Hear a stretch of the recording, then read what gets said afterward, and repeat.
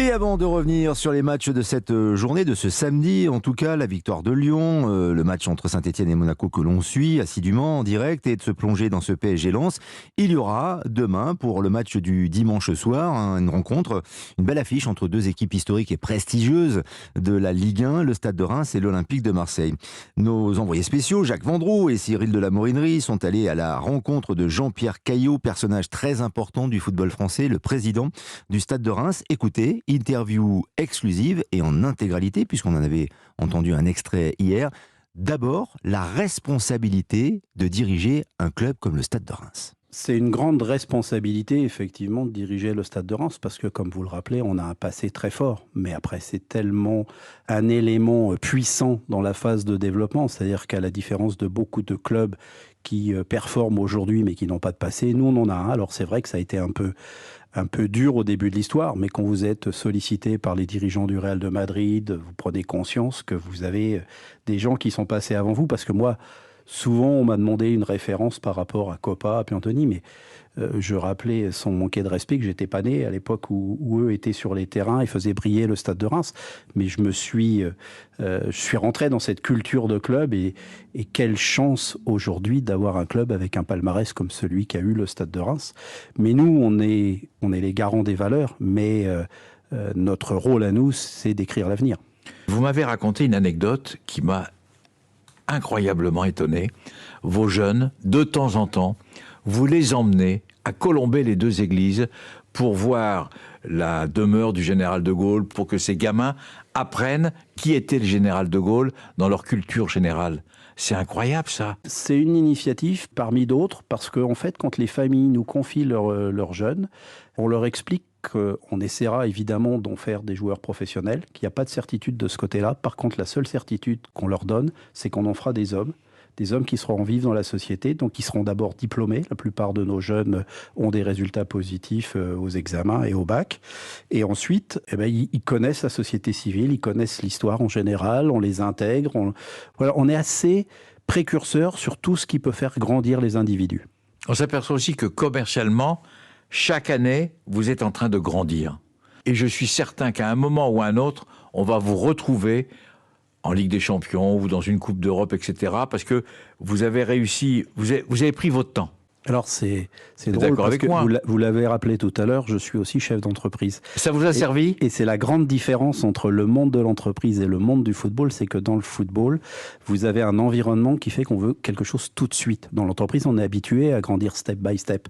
Dans le football, c'est beaucoup plus compliqué et il a fallu avoir une certaine force de caractère pour résister un peu et mettre en place tout doucement ce qui est devenu le Stade de Reims aujourd'hui. Alors dire au moment où on se parle que le Stade fera la Champions League, quand on voit l'évolution du monde du football, mais ça fait partie de vos ambitions, ce qui est normal. Eh ben, c'est pas mon ambition, non, justement. Je pense que pour que le Stade de Reims continue à grandir et être un club qui marque son territoire, comme on dit, il faut surtout pas imaginer des choses qui sont inaccessibles. Ça veut pas dire qu'on manque d'ambition. Mon ambition, c'est que le Stade de Reims puisse, de temps en temps, comme il a eu des prémices il y a 2 ans, accrocher une petite Coupe d'Europe. Avec les moyens dont on dispose, avec la taille de notre ville, avec l'économie locale et régionale, on n'est absolument pas programmé pour faire une Champions League. Et de toute façon, on ne pourra jamais la faire. Pour revenir il y a 2 ans sur cette Coupe d'Europe, c'était un moment assez incroyable où le Stade de Reims s'est retrouvé à Genève. Là, ça vous a quand même mis un shoot de bonheur incroyable de retrouver le Stade de Reims en Coupe d'Europe. Beaucoup de personnes vous en ont parlé. Président d'un club pendant 20 ans, c'est beaucoup d'emmerdements et de temps en temps des grands moments de bonheur. Donc, quand 33 ans après, tu retournes en Ligue 1, c'est un moment très fort. Quand 57 ans après, tu retournes en Europe, on parlait tout à l'heure de l'histoire et du passé, c'est magnifique parce que ça ne rappelle que des bons souvenirs à tous les gens qui l'ont connu ou qui en ont entendu parler par leurs parents ou leurs grands-parents. Donc en période de Covid, la frustration, c'est qu'on n'a pas pu partager ça avec nos supporters. Mais j'aurais tellement aimé qu'il y ait un match à Delaune, qui aurait évidemment été à guichet fermé, parce que dans ces cas-là, le public répond présent. C'est pas toujours le cas, mais dans ces cas-là, il répond présent. Ça aurait été quelque chose de grand et ça nous a donné envie. Et c'est pour ça qu'on a envie d'y retourner dans les années qui viennent. Vous êtes aussi au sein de la Ligue de football professionnel, allez, on va le dire, le président des présidents. C'est-à-dire que c'est une responsabilité importante. Vous avez la responsabilité des 19, enfin de tous les présidents de Ligue 1 et de Ligue 2. Comment vous arrivez Je veux dire d'abord à les calmer, parce qu'il y a des présidents, c'est pas simple à gérer. Et comment vous arrivez à cumuler toutes ces fonctions? C'est toujours la passion qui l'emporte? En fait, c'est ma conception à partir du moment où on s'investit dans un métier. Donc, ce que je fais au niveau du foot, je le fais de la même façon au niveau du transport. Je pense qu'il y a un moment, il faut relever les manches et prendre les choses en main. Et on ne peut pas les garder si on est uniquement dans son microcosme, mais dans son entreprise ou dans son club. C'est la raison pour laquelle, depuis des années, j'ai des responsabilités à la Ligue. Et il y a un moment, notamment suite à la crise Covid, on a bien vu que le football partait un peu dans tous les sens. Il fallait un nouveau président à la Ligue. On s'est arrangé et on a soutenu Vincent Labrune. Et aujourd'hui, les gens qui n'étaient pas spécialement votants pour lui reconnaissent que c'était vraiment l'homme de la situation. Quand on voit comment il a amélioré la situation du football français ces dernières années, notamment. Et de la même façon, au niveau des présidents, le fait d'être le plus ancien président derrière mon ami Jean-Michel Aulas faisait que ça me crédibilisait un peu par rapport à un certain nombre de mes collègues qui sont arrivés. Vous savez, on parle toujours du turnover des entraîneurs. Regardez, les présidents, ils ont du mal aussi à durer. Donc, j'avais une certaine crédibilité liée au fil des années, liée au travail. Et donc, à un moment ou à un autre, il a semblé opportun à un certain nombre de mes confrères que ça soit moi qui porte leur voix. D'abord pour éviter que tout le monde s'exprime dans tous les sens et sur tous les sujets. Et donc, voilà comment je me suis retrouvé président des présidents. C'est une fierté pour moi.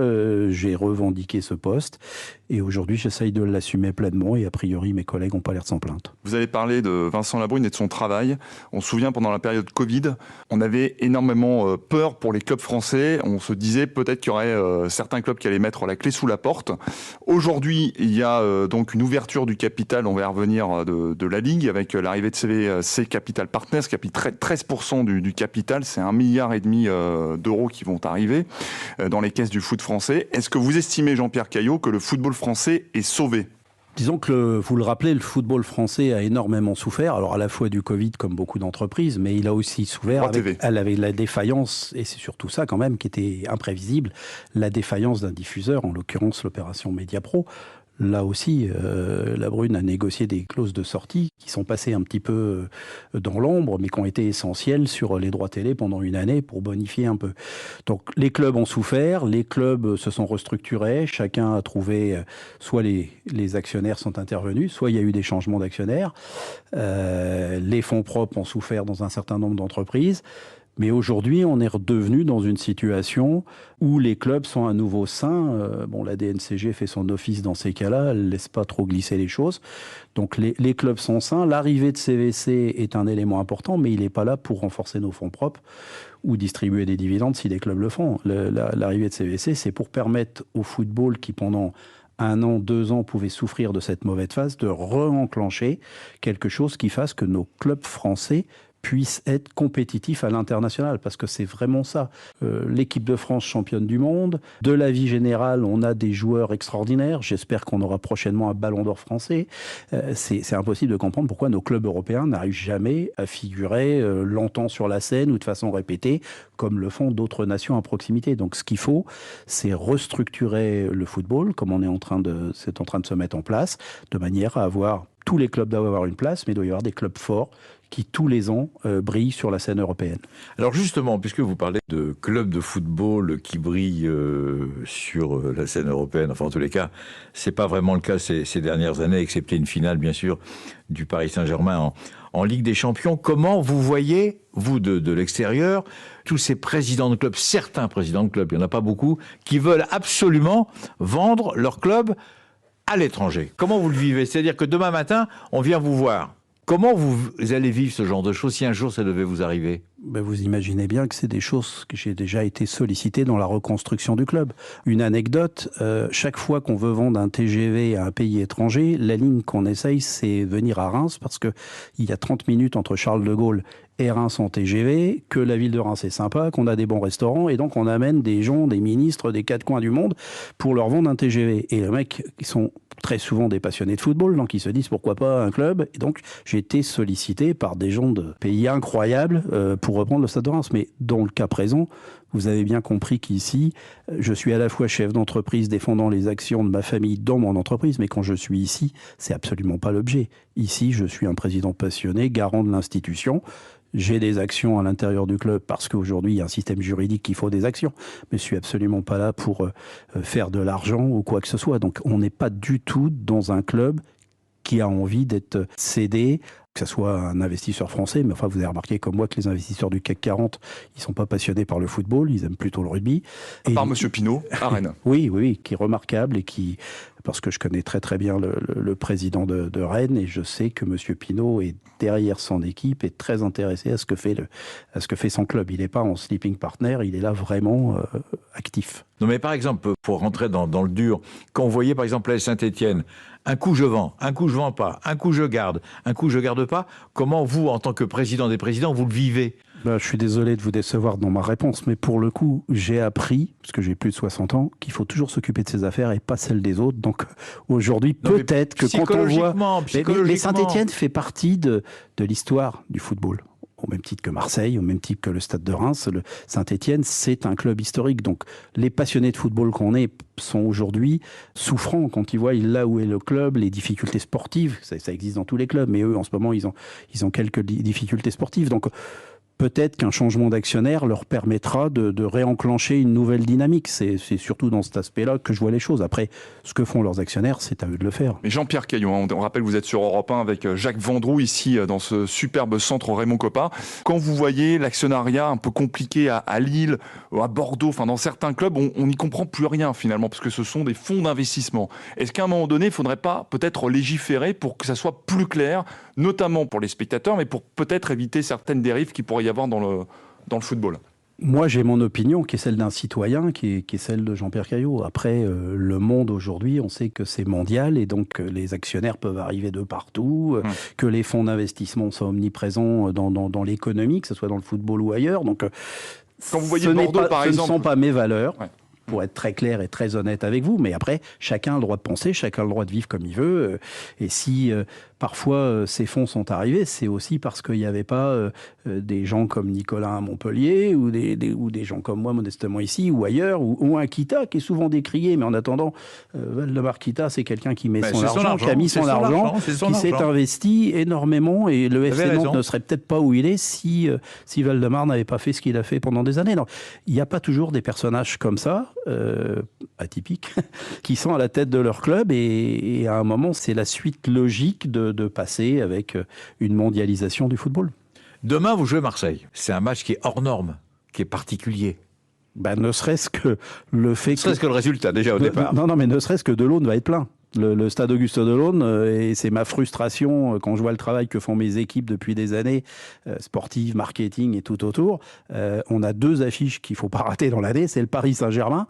Bon, cette année, ça a été encore particulier puisque c'était le premier match de Messi et le match a été retransmis dans 207 pays. Mais c'est Paris Saint-Germain et Marseille. Alors ça fait aussi partie de l'histoire du football et du fait que pendant 33 ans, il n'y a pas eu d'équipe à Reims et donc toute une génération n'a pas pu se mettre aux couleurs du Stade de Reims. Donc elles étaient soit pour Marseille, soit pour Lyon, soit pour Paris, il faut être très clair. Donc aujourd'hui, il y a plein de Rémois qui vont venir au stade et qui seront là pour regarder Marseille. C'est une frustration. Bon, quand on joue Marseille, donc c'est pas un match anodin, comme vous le dites. Après, ce qui me fait plaisir quand on reprend nos 9 années de Ligue 1, c'est que le Stade de Reims s'est fait une spécialité d'embêter les grands clubs. On l'a encore fait mercredi dernier en battant le champion sortant. Et historiquement, c'est des équipes qui nous ont assez bien réussi. Et d'ailleurs, si on revoit le match aller, et ça pour les supporters de Reims, et moi le premier, c'est se faire beaucoup de mal. Si on revoit le match aller à Marseille, où on doit absolument gagner ce match et où des décisions erronées dans le dernier quart d'heure font qu'on fait match nul, mais on devait repartir du Vélodrome avec la victoire. Comme quoi, ça peut être une très grande équipe, remarquable, et que malgré tout, avec nos petits moyens, avec nos jeunes, on peut les titiller. Alors justement, Marseille avec une histoire extraordinaire, qui est encore engagée en Coupe d'Europe. Quel regard vous portez, vous, en tant que fan de football, sur ce club de l'Olympique de Marseille avec Pablo Longoria, qui va donc affronter le Feyenoord de Rotterdam en demi-finale de la Coupe d'Europe, la Ligue Europa Conférence. Est-ce que cette équipe de Marseille peut aller remporter un nouveau titre et terminer à cette 2e place ? Autant je serai supporter du Stade de Reims demain soir, autant dès qu'ils vont jouer les matchs de Coupe d'Europe, je serai supporter de l'Olympique de Marseille. C'est comme je l'ai dit précédemment, c'est essentiel pour le football français d'avoir des locomotives et Marseille en est une. Et j'espère non seulement qu'ils vont battre le Feyenoord, mais qu'ils vont gagner cette Coupe d'Europe. Est-ce que le PSG, Jean-Pierre Caillot, saura où est un beau champion parce que ils vont jouer donc ce match contre Lens et à part vraiment un cataclysme, ils vont être champions de France pour la 10e fois à égalité avec votre club favori, Jacques. L'AS Saint-Étienne. Alors, mais bien sûr que c'est un beau champion de France et bien sûr qu'ils vont être champions de France. Après, ils ont quand même des moyens qui font que s'ils n'étaient pas champions de France, et ça leur est quand même arrivé quelquefois. C'est pour ça que le football est magique. Je pense qu'avec les moyens qu'ils ont, ne pas être champion, ce serait une hérésie, quoi. Oui, mais justement, vous avez un avis sur le Paris Saint-Germain. Quand vous voyez les Messi, Mbappé, quand vous voyez Neymar, évidemment que ça remplit le stade Auguste Delaune, évidemment que c'est une affiche extraordinaire, mais est-ce que c'est vraiment l'avenir du football et de ces clubs de prendre des joueurs en fin de parcours qui, quelque part, parce que le but du Paris Saint-Germain, puisqu'on en parle, c'est de gagner la Ligue des Champions. Ils n'ont toujours pas gagné.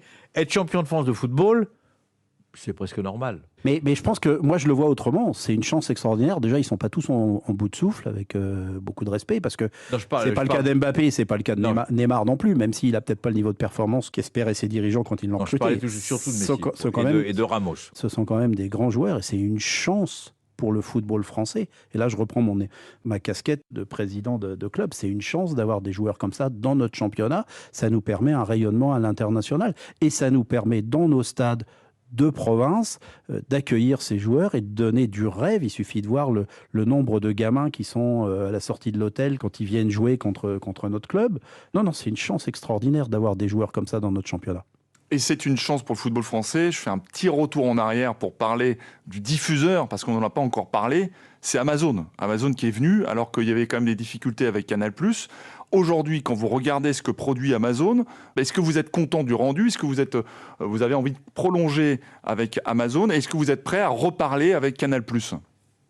Alors d'abord, il ne m'appartient pas d'être en première ligne sur ce genre de discussion. La Ligue le fait très bien. Je pense que Canal+ est le partenaire historique du football, comme tout chacun sait. Il y a eu un certain nombre d'incompréhensions de leur part et de la nôtre, des gens qui nous ont dirigés. Peut-être que les relations se sont tendues par moments et qu'on a oublié que c'était un de nos clients. Parce que dans le football, on oublie encore une fois qu'on est des entreprises. Il n'y a peut-être pas eu le respect qu'ils attendaient. Eux, de leur côté, ils ont peut-être voulu profiter d'une situation momentanée où le football était en crise, comme on se les rappelait. Mais bon, le temps fait que chacun redeviendra sage le moment venu, je pense. Et puis le fait d'avoir Amazon et que Vincent Labrune était allé chercher Amazon, c'est quand même le seul pays au monde où un GAFA retransmet le championnat. Et quand on sait aujourd'hui, alors là aussi, on peut avoir toute une idée philosophique sur cette nouvelle économie. C'est énorme, Amazon. Mais en attendant, aujourd'hui, c'est incontournable. Ce qu'ils font, alors, en tant que rendu et en tant que supporter, quand je regarde les matchs, je trouve qu'ils font du bon travail. C'est une qualité. Le championnat est mis en valeur. Donc le fait d'avoir aujourd'hui au moins ces deux-là en compétition, c'est bien pour tout le monde. Alors justement, on est à quelques journées de la fin du championnat.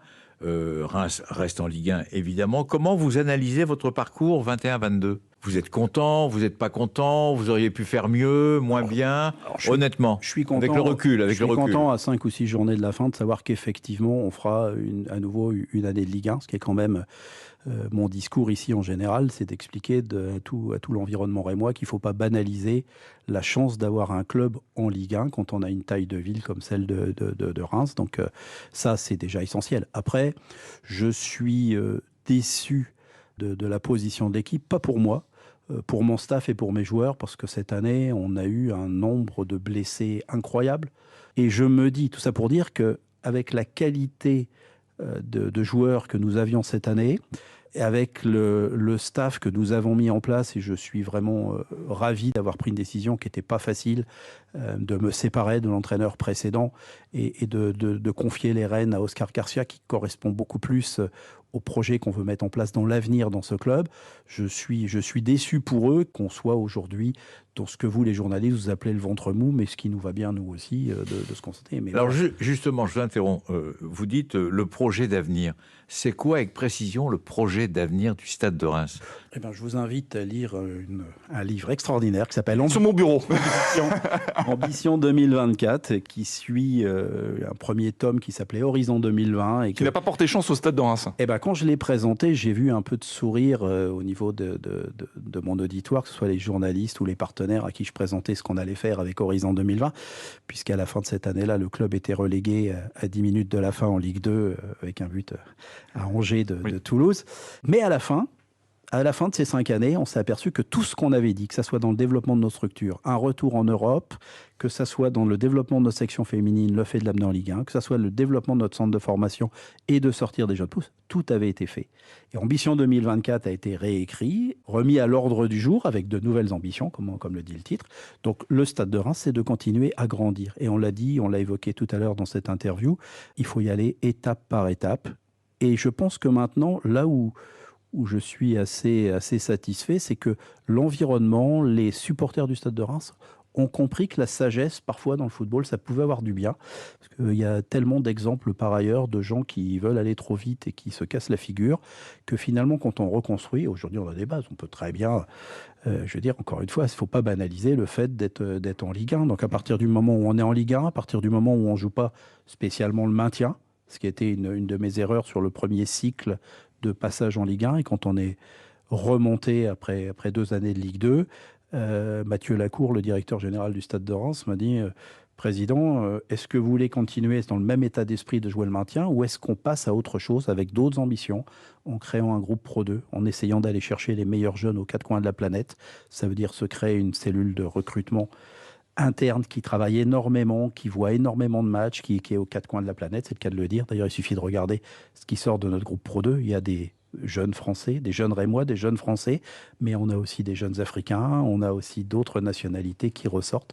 On va chercher ces joueurs, on rentre en contact très jeune, on leur vend un projet, et aujourd'hui, vous avez un tiers, pratiquement à moitié, de l'effectif professionnel de la Ligue 1 qui sont issus de notre formation, soit parce qu'ils sont arrivés jeunes, c'est le cas de Hugo Ekitike, qui est un gamin de quartier ici, ou qui sont arrivés à l'âge de 14 ans, 15 ans, 16 ans, et puis qu'on a affiné, peaufiné, et puis qui aujourd'hui, on est dans le cercle vertueux où on prend un jeune, on le développe, il grandit avec le Stade de Reims, et à un moment, il doit aller voler de ses propres ailes, il doit aller gagner sa vie, parce que ce sont des jeunes professionnels qu'on a créés. C'est l'exemple de Houdin, de Dizazi, de Boulaïdia, qui ont tous des parcours différents, qui sont passés ici, ou Edouard Mendy. Edouard Mendy à Chelsea. Vous savez, quand vous voyez la finale entre Villarreal et Chelsea, et que vous êtes le président d'un club avec 3 joueurs sur la pelouse, Aïssa Mondi, Boulaïdia et Edouard Mendy, à qui on a été le club, qui lui avons donné son premier contrat professionnel, et vous dites, nous on est le petit Stade de Reims, comme certains nous appellent,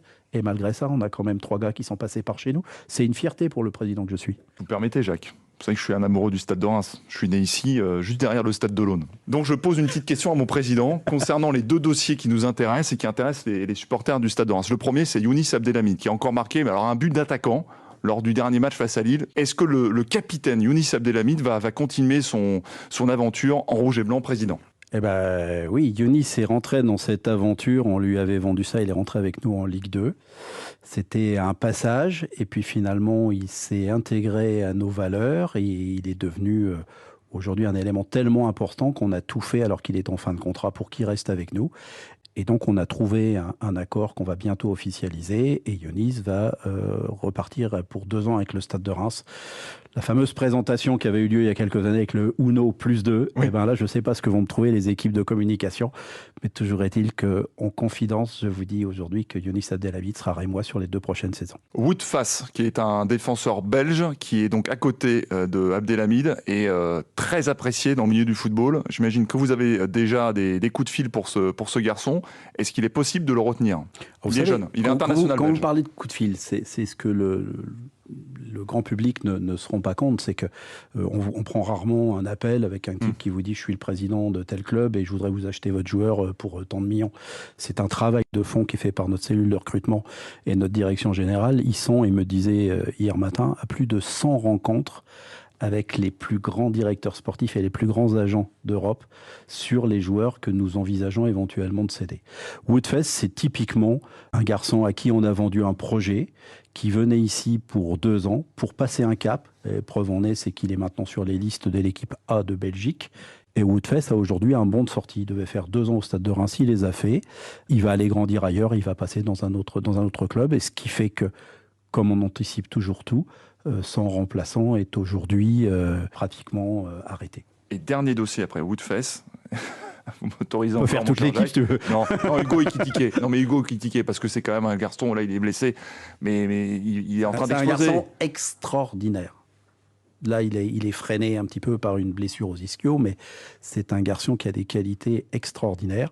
Et je pense que, pour le coup, on va faire une petite différence par rapport à ce qu'on fait en règle générale. Je vous l'ai dit, c'est de prendre un jeune, tout doucement le faire entrer dans l'équipe, le faire grandir avec notre équipe pendant quelques années, et ensuite qu'il aille ailleurs. Dans le cas de Hugo, il perdrait du temps à rester avec nous. On a refusé une sollicitation à 35 millions d'euros cet hiver, ce qui est quand même beaucoup d'argent pour un club comme le nôtre. L'argent, pour le coup, pour moi, c'est absolument pas tabou d'en parler. Je me fais un point d'honneur à être président bénévole. Je me fais un point d'honneur à ce que tout l'argent soit remis, et mes actionnaires me font confiance dans ce sens-là. Tout est remis dans la structure, parce que vous voyez, aujourd'hui, on est obligé de l'autofinancer, parce que les banquiers vous disent toujours, venez nous voir, mais quand on vient les voir en leur parlant de football professionnel, vous avez rarement le temps d'aller jusqu'à la fin de la phrase, ils sont partis. Donc on est obligé d'autofinancer pratiquement tout ce qu'on fait dans notre développement. Donc cet argent, elle nous servira à grandir, elle continuera à améliorer le club. Et Hugo a un bon de sortie, et aujourd'hui, il va probablement sortir. Quand je vois, je n'ai pas, au moment où je vous parle en tête, un grand club qui n'est pas venu au renseignement. Président Jean-Pierre Caillot, merci de nous avoir reçus. Je vous observe, il y a un mot qui ressort, la passion. La passion, l'obsession de réussir plein de choses. Je ne peux pas vous le contredire pour ça. Tous mes amis vous diront, il suffit de voir comment je vis les matchs, comment régulièrement je peux être aussi blanc que ma chemise sauf que je suis persuadé que vous avez la même attitude en tant que président des présidents à la Ligue de football professionnel et dans votre propre entreprise. La passion, on l'a ou on l'a pas. Oui, on est passionné naturellement. Les gens qui ne sont pas passionnés, ça ne doit pas être terrible. Ça ne doit pas se marrer tous les jours. Voilà. Et bien nous, on a passé un bon moment sur Europe 1. Merci, Président, de nous avoir reçus. C'était un plaisir.